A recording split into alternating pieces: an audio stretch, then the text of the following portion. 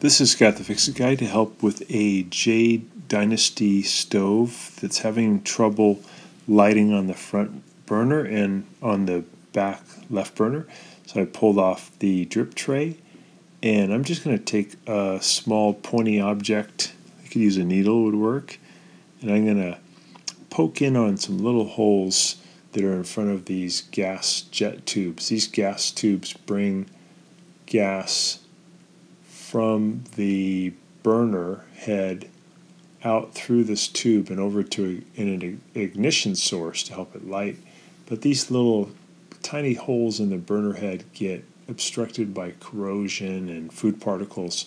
So I don't want to make these holes any bigger, but I just want to open them up.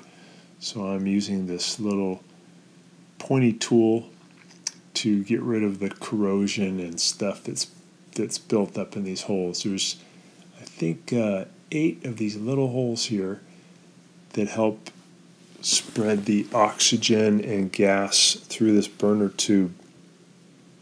And then there's a little spark in the middle that will actually light both of these burners. But if you have slow or no ignition, it could be that those holes are just blocked and no gas is able to get through. So now I'm doing the front burner. So it should be really easy for you. It should just take a couple of minutes. Hope this has been helpful to you, and please subscribe when you get a chance. Thanks for watching.